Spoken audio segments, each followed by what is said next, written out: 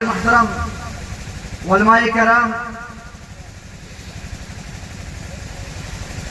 بزرگوں، ہمعمر نوجوان ساتھیوں اور میری آواز کو سننے والی اسلامی خواتین، مجھے جس موضوع کا مکلف بنایا گیا ہے وہ حقوق العباد ہے۔ موضوع وسیع ہے اور 10 سے 15 منٹ اس موضوع کو بیان کرنا مناسب نہیں ہے۔ میں اپنی بات کو یہیں سے آغاز کرتا ہوں۔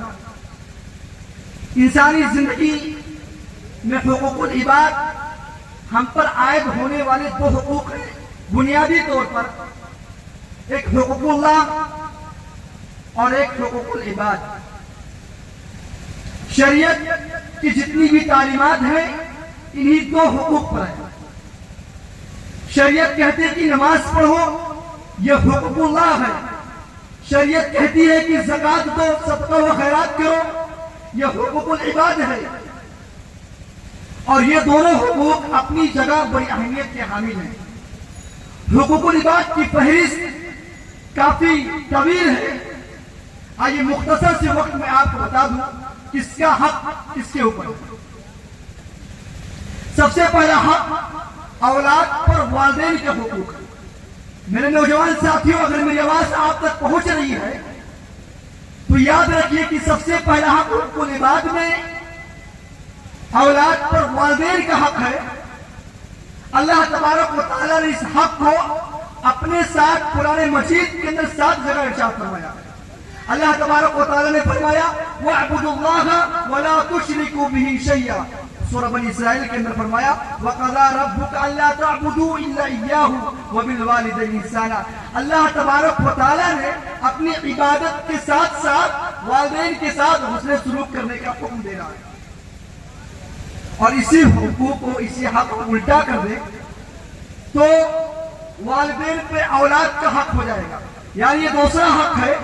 اور یہ کیا ہے کہ اولاد کی تربیت والدین اچھی طریقے سے کرے، ان کو جہنم کی آگ سے بچانے کی کوشش کرے۔ اللہ تبارک و تعالیٰ فرماتا ہے یا ایھا الذین آمنوا قوا انفسکم واہلیکم نارا وقودھا الناس والحجارہ۔ اے لوگو جو ایمان لائے ہو، اللہ رب العالمین سے ڈرو، اللہ رب العالمین سے ڈرو، اور اپنے آپ کو اور اپنے اہل و عیال کو، اپنے گھر والوں کو، اپنے بال بچوں کو جہنم کی آگ سے بچاؤ۔ اس جہنم کی آگ سے جس کے ایندھن، جس آگ کے اندر اللہ تبارک و تعالیٰ جس آگ کو انسان اور پتھر سے بھڑکائے گا، اس آگ سے اللہ تبارک و تعالیٰ کہہ رہے کہ اپنے آپ کو اور اپنے بچوں کو جہنم کی آگ سے بچاؤ۔ اللہ کے نبی صلی اللہ علیہ وسلم فرماتے ہیں مروا الصبی بالصلاۃ اذا بلغ 7 سنین واذا بلغ 10 سنین فاضربوه علیہا۔ جب تمہارے بچے 7 سال کے ہو جائے انہیں نماز پڑھنے کا حکم دو۔ واذا بلغ 10 سنین، جب تمہارے بچے 10 سال کے ہو جائے فاضربوه علیہا، نماز نہ پڑھے تو انہیں ڈنڈے سے مارا جائے۔ مسئلہ تو یہ ہے کہ آج والدین خود نماز نہیں پڑھتے ہیں تو 10 سال اور 7 سال کی عمر میں انہیں نماز پڑھنے کا کہاں سے حکم دے گی؟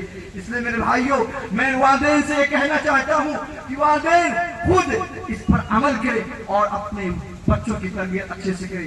تیسرا حقوق کیا ہے؟ تیسرا حق شوہر پر بیوی کے حقوق ہیں۔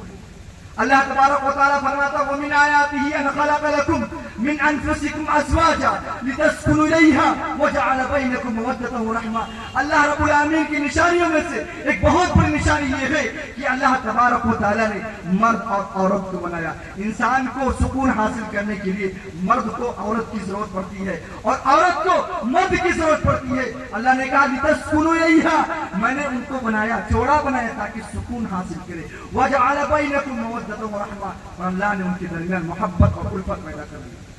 اللہ کے نبی صلی اللہ علیہ وسلم فرماتے ہیں اکمل المؤمنین ایمانا احسن خلقا وخیارکم خیارکم لنساء خلقا۔ تم میں سے بہتر مومن، کامل مومن وہ ہے جو اخلاق میں سب سے اچھا ہو۔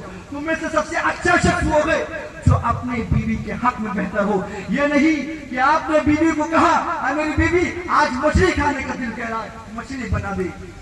بیوی مچھلی بنانے کی کوشش کی، مچھلی بنانے میں شوربہ میں نمک زیادہ ہو گیا، آپ نے ڈنڈا اٹھا لیا اور بیوی کو مارنا شروع کر دیا۔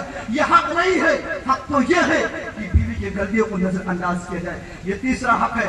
आइए इसका उल्टा हम कर दें तो शौहर पर बीवी के हुकूक, बीवी पे शौहर के हुकूक हैं। वो क्या है? मेरे बहनों अगर मेरी आवाज को सुन रही हो तो 4 काम कर लो। अल्लाह के नबी सल्लल्लाहु अलैहि वसल्लम फरमाते हैं कि जिस दरवाजे से चाहो जन्नत में तुम दाखिल हो सकती हो।